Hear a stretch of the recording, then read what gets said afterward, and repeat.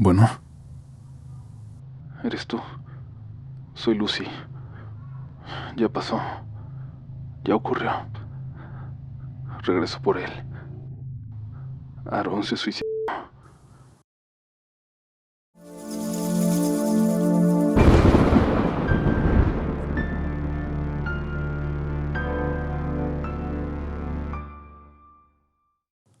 Comunidad, antes de iniciar no quiero dejar de recomendarles una serie que me ha tenido muy clavado estas últimas semanas desde que la empecé a ver, True Detective Tierra Nocturna. Los que me conocen saben que soy muy fan de esta serie original de HBO, sobre todo de la primera temporada que es brutal, y en serio que esta cuarta, protagonizada por Jodie Foster, a la que siempre es emocionante ver a la casa de un misterioso asesino, tiene momentos de miedo absoluto, de terror, y ya pueden ver la primera y esta última temporada en HBO Max. Es una historia de crimen, resolviendo un misterio, pero que tiene toques sobrenaturales, de leyendas locales y de las comunidades indígenas que suceden en Alaska. Eso también es un elemento súper interesante. Está ambientada en Ennis, un pueblo ficticio, aislado de todo, de esos donde tienen 2 meses de frío, de noche y de oscuridad. Así que digan ustedes qué mejor escenario para una historia como esta. Esta temporada está escrita y dirigida por la mexicana Isa López, que seguramente conocerán por Vuelve, una gran película de terror. Y no es porque sea paisana, pero lo que he visto está a la altura de la temporada 1. Recuerden que no están relacionadas las historias de cada temporada, o sea que pueden empezar por la 4, pero los más fans sí van a encontrar pequeños detalles que las unen de cierta manera. Vayan a ver ya los 3 primeros episodios disponibles en la plataforma porque siento que son historia de misterio que le gustaría a la gente a la que le gusta también Relatos de la Noche. Ustedes vean y me entenderán. Van a ver que no la van a poder dejar hasta descubrir el final. Así que descubren cada semana un nuevo episodio en HBO Max. Pero bueno, esa es mi recomendación. Vámonos con este episodio de Relatos de la Noche. Buenas noches, comunidad. Hay historias, como la que contaremos esta noche, que parecen ser una advertencia, que parecen querer darnos una lección. Y la de hoy, en este caso, es tener mucho cuidado con lo que deseamos y a quién se lo pedimos. Les pido por favor que tomen esta historia con mucha discreción y que si hay menores cerca, esta vez los manden a dormir. Como ya escucharon, va a tocar temas que son demasiado fuertes y quizás no es el momento de explicar o de que aprendan a través de historias de terror. Espero que estén listos, porque es hora de empezar, de dejarnos llevar, de apagar la luz y sumergirse en la siguiente historia, en el siguiente relato de la noche. Hola Uriel, amigos de Relatos de la Noche. Lo que voy a narrar a continuación probablemente es la historia más triste y aterradora de mi vida. Lo voy a compartir en esta ocasión de forma anónima, por los temas tan delicados que trata, aunque ya les he contado otras anécdotas con mi nombre real visible. Esta historia comienza, o bueno, para ser más precisos, vuelve a mí, revive, cuando el lunes 8 de enero de 2024, después de 20 años, nos volvimos a reunir Aldo, Elías, Luis, Lucy y yo. Nos reunimos porque Aarón se quitó la vida. Esa fue la noticia que nos dio Lucy un día antes a través de una llamada telefónica. De alguna manera se las había arreglado para conseguir el número telefónico de todos. Y es que esta historia comenzaría más de 20 años atrás, cuando estábamos en la secundaria, cuando no era tan común que todos los adolescentes tuvieran teléfonos celulares. En nuestro caso, por ejemplo, no recuerdo que alguno de nosotros tuviera. Conseguir el número de alguien con quien no tienes contacto desde hace 2 décadas puede resultar casi imposible. Por eso creo que nunca había participado en un reencuentro. Pero para Lucy no lo fue. Se encargó de encontrar, llamar y reunir a todos los que estuvimos presentes aquel maldito viernes, un 19 de diciembre de 2003. Recibí una llamada de un número desconocido que dejé sonar. Jamás respondo a números que no conozco. De hecho, tengo un dicho: si es importante, volver a llamar. Y así fue. Cuando contesté me costó unos segundos reconocer la voz del otro lado de la línea, tan familiar pero tan cambiada a la vez. Vic, eres tú. Soy Lucy. Lucy de la secundaria, la esposa de Aarón. Tenía años sin saber de ella, 15 al menos. En el momento en que me confirmó que era ella, sentí un escalofrío, como si supiera lo que estaba a punto de decir. Aún así me atreví a preguntar, a seguir la conversación como si hubiera algo de normal en aquella llamada. Lucy, ¿qué tal? ¿Cómo está Aarón? Ya pasó. Ya ocurrió. Aarón se suicidó. Me quedé helado. Algo en mí lo sabía. En el momento en que supe quién llamaba, algo se había echado a andar, un pensamiento que ya no podía detenerse. Como si una serie de eventos que estuvieran destinados a pasar fueran desarrollándose sin que nadie pudiera hacer nada al respecto. Lucy me dijo que estarían velando a Aarón todo el día lunes en una funeraria al sur de la Ciudad de México. Me apresuré a realizar todas las actividades pendientes que tenía ese día, y cerca de las 3 de la tarde me fui para allá. Tenía un nervio extraño al llegar. Recuerdo cada detalle, la dificultad que tuve para estacionarme, la sensación de las llaves del coche en mi mano mientras cerraba la puerta, cada paso que di para entrar a la funeraria. Busqué el nombre de Aarón para dirigirme a la sala. Era el único difunto velándose en esa ocasión. Ya estaban ahí Luis, Aldo y Elías acompañando a Lucy. Lo primero que noté fue que los cirios estaban apagados, el ataúd cerrado. Después de abrazar a Lucy y darle el pésame, le pregunté el por qué. Me dijo que los cirios no encendían, que ya habían intentado y decidieron mejor dejarlos así. Sobre el ataúd no me respondió nada. Solo dijo que el día siguiente el cuerpo sería cremado y se depositarían las cenizas en una cripta. Quería que estuviéramos presentes y, sobre todo, que después fuéramos a su casa para hablar de lo que había pasado 2 décadas atrás. Aceptamos. Era imposible evitar esa conversación. Me aterraba el pensarlo, pero teníamos tiempo antes de que eso ocurriera. Se podía retrasar, al menos por unas horas. Y así cambiamos el tema, y hablamos como amigos que se reencuentran, como si no hubiera una historia macabra detrás. Nos dieron las 2 de la madrugada cuando salimos los 5 a fumar. La funeraria estaba prácticamente vacía. Había muy pocos allegados de Aarón, y todas las demás salas seguían apagadas. Yo siempre he tratado de aligerar un poco momentos así, en velorios, a través de la risa. Creo que es un mecanismo de defensa porque siempre termino haciendo un chiste, algún comentario bobo que provoca las risas ahogadas de los presentes. Quizás, en medio de tanto dolor, la risa es un descanso momentáneo para el alma.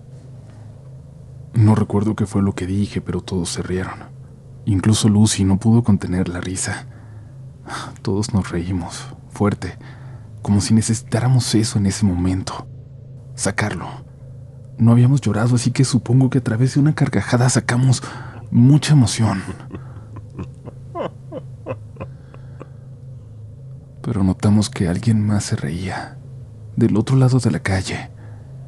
Alguien apenas visible entre los árboles, detrás de una reja que delimitaba una clínica del Instituto Mexicano del Seguro Social. Alguien o algo se reía con nosotros. Alguien oculto entre las sombras. Un hombre de negro, inmóvil, que veía hacia nosotros. Nuestro breve momento de paz terminó. Nos estaba sonriendo. Parecía que se burlaba de nosotros. De un paso hacia atrás desapareció, como si se lo hubieran tragado las sombras o como si se hubiera desvanecido ahí frente a nosotros. Estábamos atónitos, pero sabíamos quién era. En el fondo sabíamos de quién se trataba. Quién había ido a burlarse, a hacernos ver que había vuelto, que él se lo había llevado. Para continuar, tengo que regresar, contar lo que sucedió la mañana del 18 de diciembre de 2003, hace casi 20 años, cuando mis 5 compañeros y yo platicábamos de cosas sobrenaturales a la hora del receso. Estábamos en tercero de secundaria. Estábamos a 2 días de salir de vacaciones y sabíamos que a Aarón lo iban a cambiar de escuela, que nuestra amistad como la conocíamos, al menos en esa etapa, estaba llegando a su fin. Pensamos que sería interesante conseguir una ouija para jugarla, tener una experiencia, una historia en común para recordar todos juntos si algún día volvíamos a encontrarnos. Nos dimos a la tarea de investigar con conocidos sobre el tema. Acordamos recabar toda la información posible y hacerlo bien, buscar todos los elementos que necesitaríamos para que realmente funcionara, para hablar con algo. Aún recuerdo todo lo que mencionamos el viernes en el receso: conseguir velas negras para colocar en cada esquina de la tabla, un vaso de agua, un plato con sal, incluso sellar la tabla con sangre de los participantes en la sesión. Nada que nos lastimara. Nos dijeron que bastaría con pincharnos un dedo y ponerlo sobre la tabla. En fin, ya se imaginarán todo lo que tuvimos que buscar. Al salir de clases nos reunimos y fuimos a comprar la tabla y los ingredientes que necesitaríamos. Solo faltaba algo importante: el lugar. ¿Dónde podríamos jugar sin que nadie nos molestara? Elías recordó una construcción en obra negra detrás de su casa. Podríamos llevar la ouija ahí en cuanto se fueran los trabajadores. Saltaríamos desde su casa sin que nadie se diera cuenta. Nos pareció una buena idea y nos pusimos en marcha para hacerlo. Ya en el lugar buscamos el lugar más escondido, donde entrara menos la luz del sol, y sobre todo con el miedo de que alguien de afuera viera que estábamos prendiendo velas, pues sabíamos que eso meritaría un buen regaño. Era una tarde soleada afuera, pero nosotros encontramos la forma de sumergirnos en la oscuridad para comenzar a instalar todo lo que habíamos llevado para aquella sesión. Encendimos las velas, colocamos el agua y la sal, y por supuesto, no nos olvidamos de la fabulosa idea de la sangre.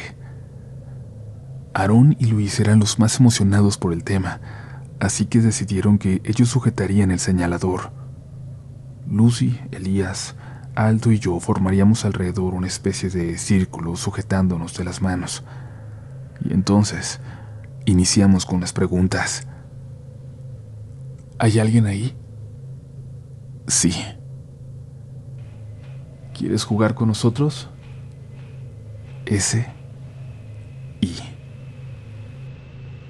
¿Cuál es tu nombre? A. L. R. T. B. Todos nos miramos extrañados. Eso no parecía un nombre, pero Aarón solo se estaba riendo. Él era sumamente escéptico y decía que cómo podíamos creer en eso, que era claro que era Luis el que estaba moviendo el puntero. Pero la expresión de terror de Luis indicaba que no era así. A medida que las preguntas avanzaban, fuimos conociendo a eso con quien hablábamos. Nos dijo que se trataba de un hechicero, que había muerto en la hoguera en 1750, en lo que hoy es Arabia Saudita. Su nombre era Al-Rast. En algún momento nos propuso algo. Nos dijo que para que creyéramos en su existencia, en su poder, podía hacer que cualquiera de nosotros gozara de los lujos que siempre deseamos. Y Aarón, queriendo quedar como el único que no creía, le dijo que aceptaba. Quiero todo lo que alguien puede desear para ser feliz. Te doy lo que tú quieras. La tabla entonces señaló el número 20. Luego deletreó la palabra años. Aarón dijo que sí, sin siquiera entender qué significaba. La tabla también señaló esa palabra.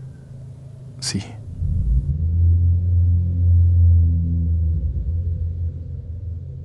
En ese momento, un trueno espeluznante retumbó por el lugar. Todos nos soltamos saltando de la impresión, pero yo vi algo más en esa penumbra, apenas iluminada por la tenue luz de las velas. Había algo con nosotros, algo que había llegado para no irse jamás. Terminamos la sesión y salimos de la casa. Aquella tarde soleada se había nublado, y ahora caía una lluvia que cada vez parecía más una tormenta. Con las vacaciones nos intentamos olvidar del asunto, de aquella sesión, y al volver, como ya sabíamos, Aarón no regresó.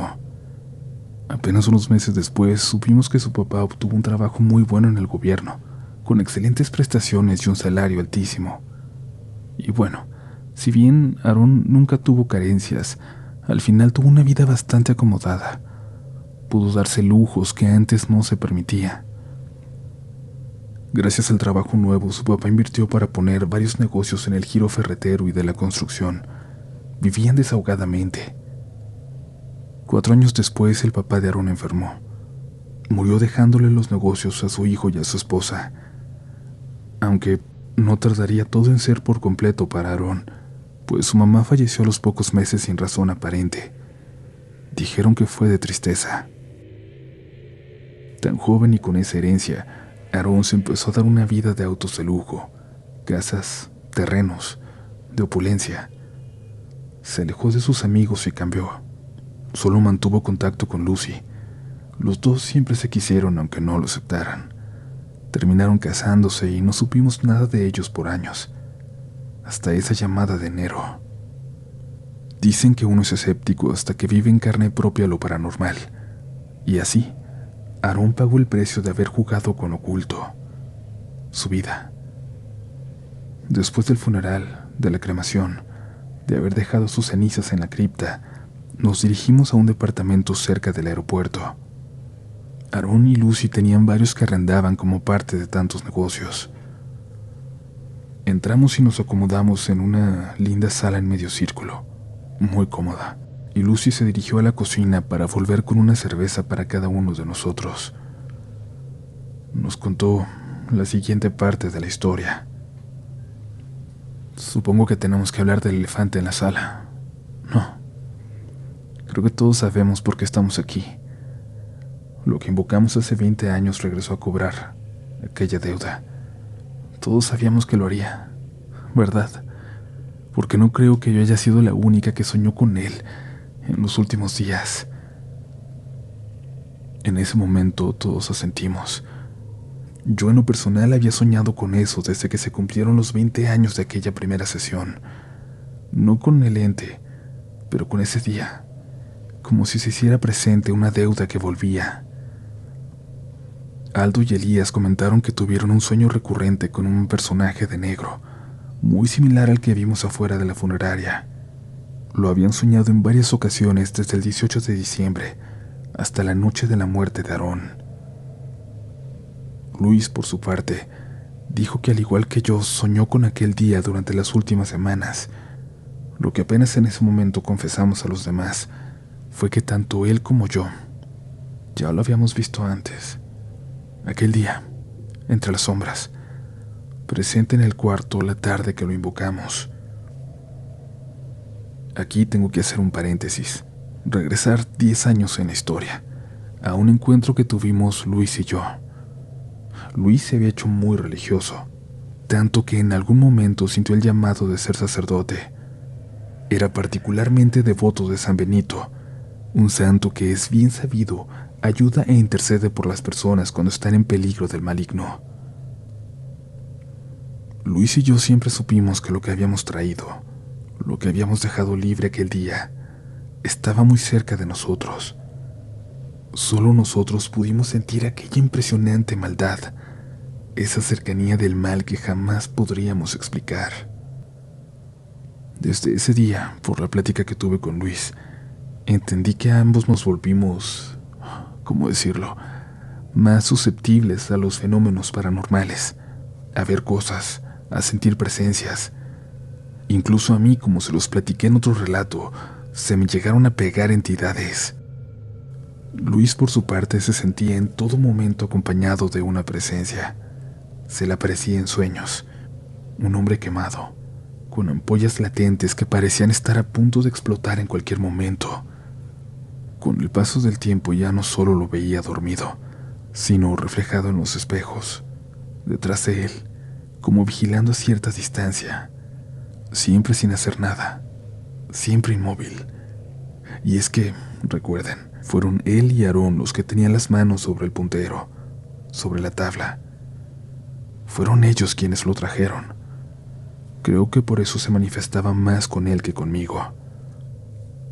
Cuando me encontré con Luis, ya ordenado, le pedí que bendijera mi medalla de San Benito.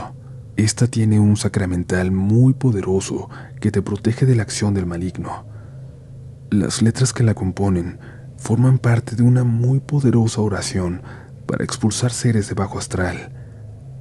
Crux Sancti Patris Benedicti, Crux Sacra sit mihi lux, non draco sit mihi dux, vade retro Satanás, non suade mihi vana, sunt mala coelivas, ipse venena vivas. La medalla tiene una oración y un ritual especial con el cual tiene que bendecirse, y obviamente lo tiene que hacer un sacerdote. Luis lo hizo.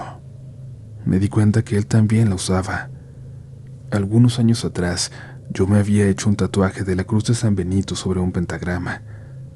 Cuando Luis lo vio me preguntó, ¿de qué te quieres esconder? Y sonrió. Tú ya sabes de qué, le respondí. Ese día, él me confesó que en la fe encontró escape a aquellos sueños, a aquellas visiones que lo aterraban, que en la oración encontró paz y que en bastante medida el escapar de eso fue un gran motivo para dedicar su vida a la religión. Ese día cenamos juntos y no volvimos a vernos hasta ahora, acompañados del resto del grupo. Al estar todos juntos reunidos en el departamento de Lucy, ella nos contó todo acerca de esos últimos días de Aarón. Contaré el resto de esta historia con sus propias palabras, desde su perspectiva. Todo parecía ir de maravilla para la familia de Aarón desde que salimos de la secundaria. Todo fue viento en popa, pero hubo algo extraño. Le salieron unas marcas misteriosas en la espalda, como si se trataran de unas cicatrices provocadas por quemaduras. No les dieron importancia. Fue al dermatólogo y le dijeron que a veces la piel pierde pigmentación por problemas de estrés, pero que no era de cuidado. Sin embargo, ¿qué estrés podría tener él si su familia pasaba por su mejor momento? Como ustedes saben, yo seguí en contacto con Aarón. No es para nada desconocido por ustedes que él y yo siempre nos sentimos atraídos el uno por el otro. Así que algunos meses después de que se fue, nos hicimos novios. Duramos algunos años de noviazgo, y cuando ambos teníamos 20 nos casamos. Éramos demasiado jóvenes, pero para este momento Aarón ya era dueño de los negocios de su papá, que murió cuando él recién había cumplido 18 años. Su mamá murió 7 meses después. En la boda tuvimos una gran ceremonia, una gran fiesta, pero siempre hubo algo raro. Jamás en presencia de Aarón se podía encender una vela. El día de nuestra boda ningún cirio prendió. En casa no podía prender veladoras en mi altar, y ahora en el velorio, ustedes lo vieron. Las velas jamás se pudieron mantener encendidas, como si algo no quisiera que una luz brillara para él. Nunca pudimos ser papás. Lo intentamos y lo intentamos. Nos sometimos a estudios. Aarón era estéril y encontraron una condición rara en él.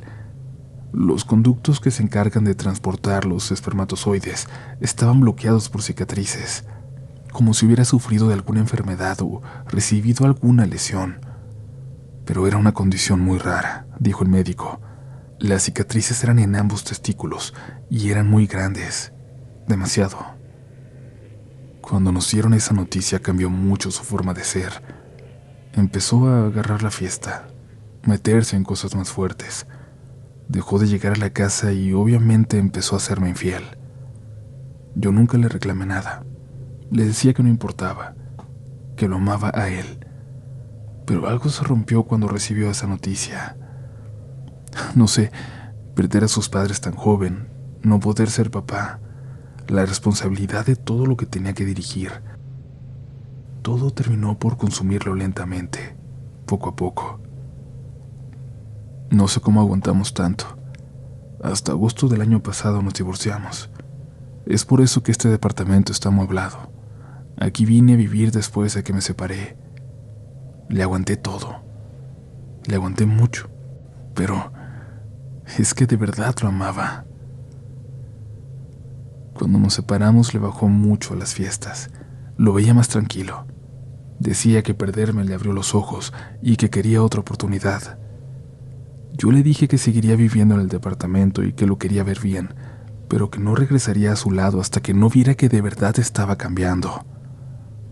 Me dejó unas llaves de su casa y me dijo que en algún momento iba a necesitarlas, y sin pensarlo mucho las guardé en mi abrigo. Pasaron los meses y lo veía mejor cada vez. Incluso estaba yendo a grupos de ayuda y yo me sentía feliz. Creí que era la luz al final del túnel, pero no. Llegó ese día. Llegó el 18 de diciembre. Aaron me despertó con una llamada a las 3 de la mañana. Me dijo que algo lo había despertado. Una voz ronca al oído. Hola. Se despertó exaltado. Vio la sombra de alguien que salía corriendo de su habitación hacia la estancia.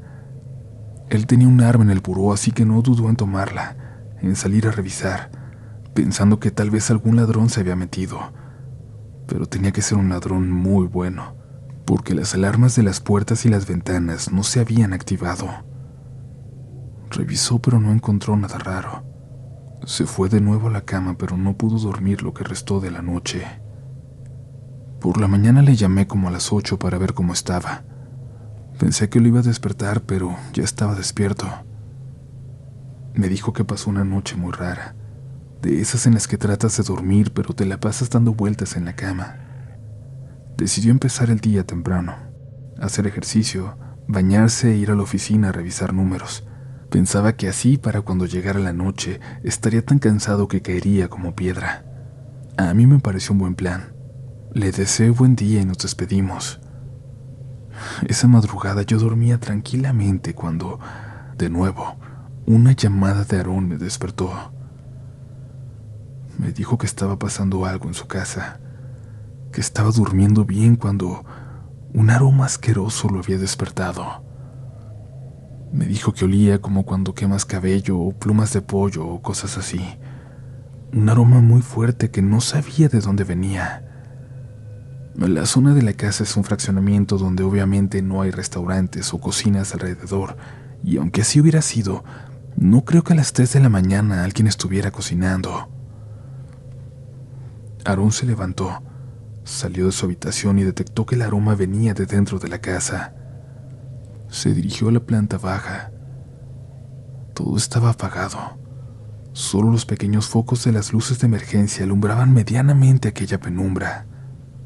Detectó una luz brillante al fondo, en la cocina. Una luz que se filtraba a través de las rendijas de la puerta. Era fuego. Algo se estaba quemando ahí dentro. Corrió espantado pensando que alguna parrilla de la estufa estaría encendida o algún cortocircuito había provocado un incendio, pero cuando entró vio incrédulo el horror. Perdonen que tome aire, pero lo que Aaron me dijo que vio todavía me aterra. Aaron dijo que vio que algo se estaba quemando. Los restos de lo que parecía ser un ave de color negro, algo que no se distinguía bien, que estaba envuelto en llamas. Había tanto humo que no pudo reconocer de qué se trataba. Me mandó un video. Era asqueroso. Apagó aquella cosa, la tiró en la basura afuera de la casa, tomó las llaves de su auto y manejó hasta acá. Cuando llegó olía muy mal. Pensamos que el olor se había impregnado en su ropa, así que se fue a bañar, y yo metí a lavar y secar su ropa en lo que tomaba el baño. Esa noche durmió aquí, conmigo. De haber sabido que sería la última noche que pasábamos juntos, lo habría abrazado cada minuto. Al día siguiente visité a Aaron en su casa. Se mostraba inseguro. A pesar de que mandó hacer una limpieza minuciosa del lugar, el olor prevalecía y él, no su ropa, él, desprendía ese aroma a quemado. No se disimulaba con ninguna fragancia. Parecía que emanaba de sus poros. Dejó de salir a lugares públicos por la vergüenza que le provocaba. El 22 de diciembre me llamó a las 6 de la mañana. Me pedía que lo fuera a ver. Me dijo que era urgente. Me alisté y me dirigí a su casa. Al llegar toqué el timbre y me abrió de inmediato. Parecía que estaba ahí al otro lado de la puerta esperando. Me abrazó y me agradeció por ir. Me dijo que algo estaba pasando, que por la noche estaba durmiendo tanto como se lo permitía aquella peste, cuando sintió que alguien lo tomaba del cuello. Pensó que se trataba de algo que estaba ocurriendo en el sueño, hasta que empezó a sentir un ardor que lo despertó. Un ardor real. Algo lo estaba quemando. Se paró de la cama, pero no vio nada, y quiso pensar que solo había sido un sueño muy real. Pero cuando despertó por la mañana, cuando se levantó para ir al baño, en el espejo pudo ver la marca de aquello que lo había tocado. Fue entonces cuando me llamó. Recuerdo muy bien lo que me dijo, el miedo en su voz. Se cumplió el tiempo, Lucy. Ya viene por mí. Sentí como si un flechazo atravesara mi cuerpo. El recuerdo llegó con la fuerza de un tornado y me sacudió. Me sacudió la mente y el cuerpo. Le dije que no, que cómo creía en esas cosas, que eso era imposible, aunque en el fondo tenía mucho miedo por él. En el fondo creía que podía ser verdad. Desde entonces, Aarón tenía sueños vívidos donde veía que se quemaba. Cada sueño era muy real. Decía sentir cómo le ardía la piel, cómo veía que su piel se desprendía a causa de las llamas, y al despertar siempre se encontraban marcas que ardían, como si de verdad se trataran de quemaduras. El 2 de enero me llamó. Me dijo que necesitaba que lo acompañara a un lugar. Yo dudé un poco, pero al final accedí. Fuimos a una vecindad bastante fea por los rumbos de la Merced. La verdad, estaba muerta de miedo. A la entrada de la vecindad estaba un grupo de hombres de muy mal aspecto. Aarón les preguntó por la señora Martina, y ellos le dijeron dónde era, no sin antes pedirle para su respectiva caguama. Entramos y la casa de dicha señora era la última, la del fondo. Tenía jaulas, donde se veían algunas plumas como de gallo o algo así. Aarón tocó. La señora abrió la puerta. Tenía aspecto descuidado, ropa muy desgastada y una mirada penetrante. Se quedó viendo en dirección a Aarón. Dijo que pasáramos, pero luego casi gritó: tú no eres bienvenido. Aarón se quedó quieto pensando que se refería a él, pero la señora lo jaló del brazo para llevarlo adentro. Yo entré detrás. Lo primero que hizo fue preguntarle: ¿qué hiciste? Ella no sabía a qué íbamos y sin embargo le hizo esa pregunta. Al principio intentamos hacerle creer que no sabíamos lo que había pasado, pero la señora sabía más de lo que aparentaba. Terminamos confesando lo que habíamos hecho años atrás, con lujo de detalle. Ella calló por un momento. Luego levantó la mirada. Lo vio fijamente y le dijo que no podía ayudarlo, que nadie podía, que esperaba que hubiera disfrutado porque era su turno de pagar. Aarón se levantó muy molesto, pues había pagado una gran cantidad de dinero para que esa señora lo ayudara, y lo único que le dijo fue que no tenía escapatoria. Salió corriendo de aquella casa. Yo me disponía a seguirlo cuando la señora me tomó del brazo y me dijo: niña, ese ser quemado, ese demonio, viene por él, pero no va a dudar en quitar del camino a quien se interponga. Él hizo un trato, y su tiempo se cumplió. Salí corriendo detrás de Aarón, que ya me esperaba en el auto. Manejó hasta acá, hasta el departamento, y me dejó en la entrada del edificio. Vi cómo se fue manejando a toda velocidad, y ese día no supe más de él. A las 4 en la madrugada, otra vez me despertó. Estaba llorando. Me dijo que ya lo había visto, que un fuerte ardor en el pecho lo hizo despertar, que fue corriendo al baño para revisarse y ahí lo vio detrás de él, afuera del baño, esperándolo. Ahí estaba reflejado en el espejo. Lo vio acercarse hasta quedar perfectamente visible. Ya no se escondía, aunque estuviera en la oscuridad. Vio su rostro quemado, detrás de él. La piel se le caía a pedazos y el olor a quemado se acercaba. Su expresión era de burla, como si estuviera disfrutando esa tortura. No hacía ningún sonido, solo sonreía con esos dientes podridos, con esos labios que parecían derretidos. Dijo que fue lo más aterrador que había visto, o imaginado siquiera. Cuando esa cosa dio un paso más hacia Aarón, él cerró los ojos, pero eso no evitó que aquella cosa siguiera acercándose. Lo sentía. Sintió cómo le tocó, cómo lo quemó como si fuera una plancha caliente. El dolor lo hizo gritar y manotear para defenderse, pero al abrir los ojos se dio cuenta de que no había nadie más ahí. Me dijo que no podía más y me colgó. Mi única esperanza era Luis. Por eso lo busqué. Fui a preguntar a la colonia con los vecinos porque tiempo atrás alguien me había dicho que se había hecho sacerdote. Pregunté por todos lados hasta que encontré a alguien que sabía dónde estaba su parroquia. ¿Te acuerdas, Luis?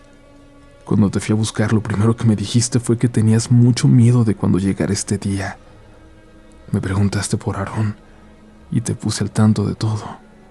Y de hecho, chicos, gracias a Luis los pude contactar a los demás. Por su labor, Luis conoce a alguien que conoce a alguien que conoce a alguien que termina conociendo a todos. Me dijo que nuestra alma no nos pertenece, que es del Creador. Así que nosotros no podemos hacer un trato ofreciendo algo que no es de nuestra propiedad. Que Dios perdona a quien se arrepiente de corazón, a quien no solo por sentir la muerte cerca se arrepiente, pero también me dijo que hay un pecado que no puede ser perdonado: el suicidio. De eso no existe oportunidad de arrepentimiento. Creemos que quizás por eso esa cosa no podía llegar y llevarse a Aarón por sí sola. Quería lastimarlo antes, torturarlo, hacer que fuera insoportable, que atentara contra su vida y solo de esa forma arrastrarlo consigo a un castigo eterno. Según me dijo Luis, teníamos que preparar la forma de ayudarlo antes de que hiciera algo de lo que no había vuelta atrás. Todo ese día y el siguiente intenté comunicarme con Aarón. Lo fui a buscar y no estaba por ningún lado. Me llamó de nuevo en la noche, como a las 10. Me dijo que estaba muy cansado. Lo escuchaba en su voz. No había podido dormir desde la última vez que habíamos hablado. Tapó todos los espejos del lugar donde estaba, pues siempre se veía quemado.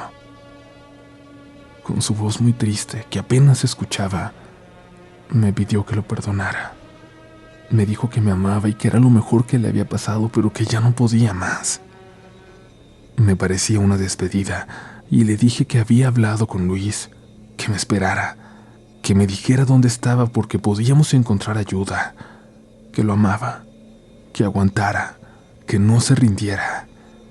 Me dijo que ya estaba en su casa, que me veía por la mañana. Y lo vi temprano en su casa. Estaba muy demacrado. Le llevé el desayuno que le gustaba, pero era imposible que algo se te antojara en esa casa, con ese olor terrible que la llenaba.